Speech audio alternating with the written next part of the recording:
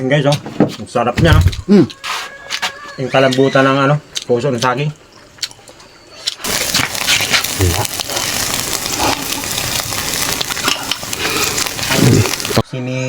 Sinamdang to guys. Sarap oh.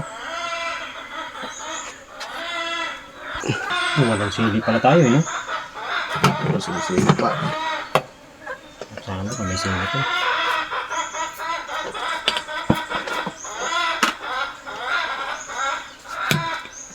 Kagis lang yan. Okay, sandok natin ngayon. Oo. Labo-labo na to. Bunal-bunal lang to eh. Laglag na uling ito eh.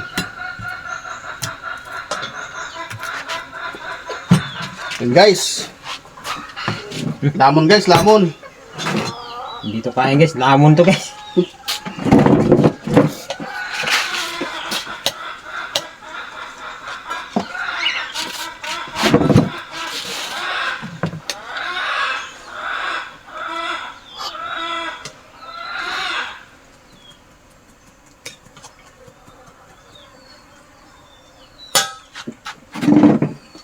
Sarapan.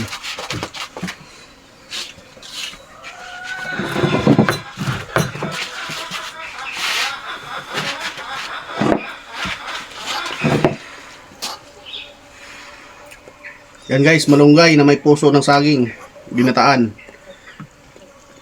Tapos may inihaw na tuyo. Pating. Pating guys, galing sa ilog.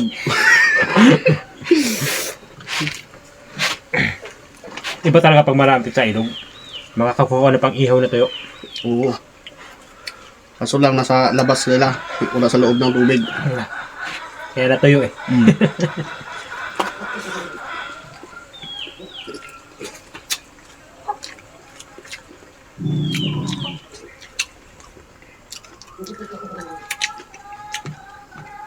Puso guys, hindi na ginaya to. Tinibuok ba?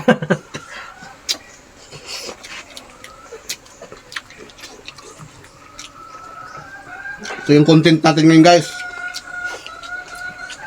Puso ng saging guys na ano, sinubuok.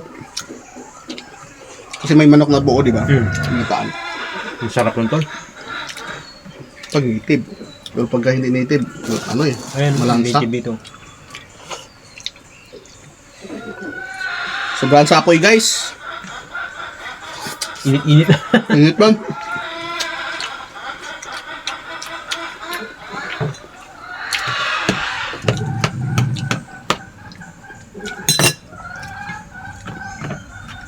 Kahit wala siyang ano guys, wala siyang tawag ito, lausahog na mga karne guys, ang sarap pa rin. Ano pa siya, natural yung lasa niya. Lasahan mo lahat mula sa sariwa ng gulay na ano, malunggay hanggang sa puso, hanggang sa gata. Lasa guys. Puro talaga sariwa, no?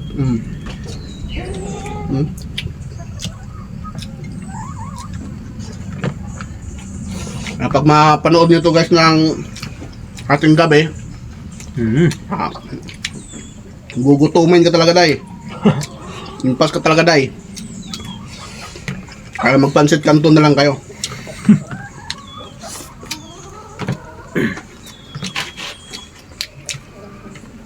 Sino kakain itong ganito guys na luto guys? Sa bundok. Shout out sa lahat guys. Yun lang ang pupuso doon nyo. Yun lang pupuso ang ano, kumakain ito. Nga hindi kumakain ito,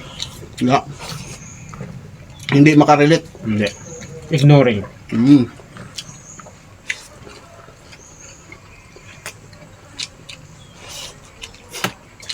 Lalo pagka hindi naman nakatira sa bukid na bundok, wala, di nila naranasan sa ganitong buhay.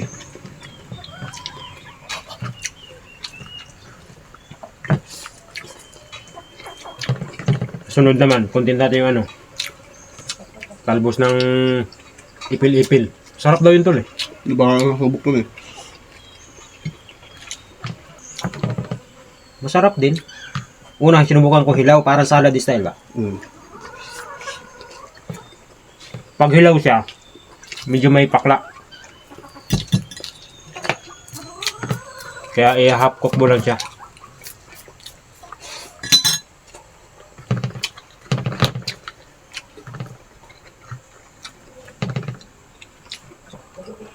Yung puso ang ulam, tapos yung kanin, saging din. Oo, no? Nasa namin yan eh. Ba't nandyan ka?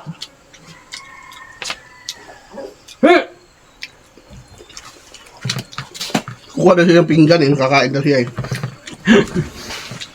Lagi madumi mo niyan. Inaakyat nila eh.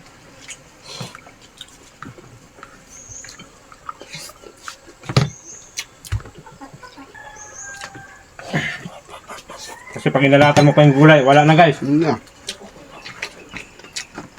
Hindi na sakit sa, hindi na sakit sa bato ang abot guys. Sakit sa simento na. Hindi na bato mo ko ngayon, graba na.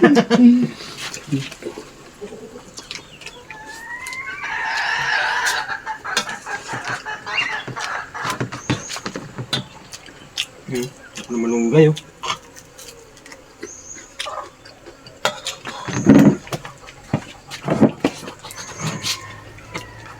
Pag ang ganito ang ulam mo, talagang magkinamay ka na lang. Yung mga kutsara dito guys, hindi uso. Tinatapon yung kutsara. Tsaka yung mga tinitindador na yun guys, nako, wala yan.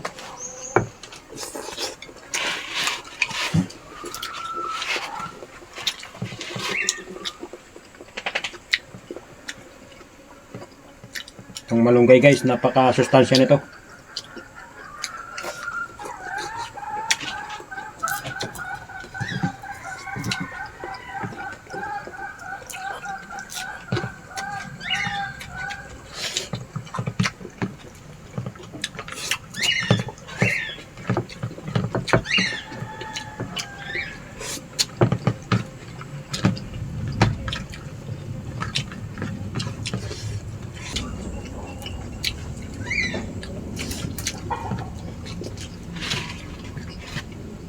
Walang representative na nakakain. Yung mga laki may makailan lang naman yan. Chemical kasi yan. At saka yung ginagamit ng mga pampalasa dati, asin lang. Asin lang, hindi usin bitsin pa nun. Ayaw pati nila. Kahit nung umuso na, ayaw nila. Tapos mga tanda-tanda, doy, yun ang normal sa bukid eh. Tapos pero ang pangunahin talaga yung pag-uong. Pinakang paano nila. Oo, yung ginamos na tawagin sa probinsya. Sariling gawa ba? Yun Yung sila kumukuha ng mga pampalasa. Ginamos. Ginamos yung mga diningding na gulay. Wala na. Yung mga inasinan na isda. Impas na tayo. Pinawisan ng maraming singot.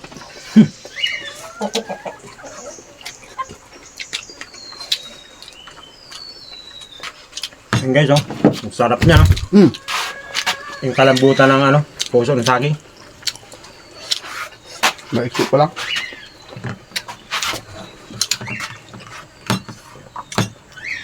Kaya sundalo guys. Hindi kumain eh.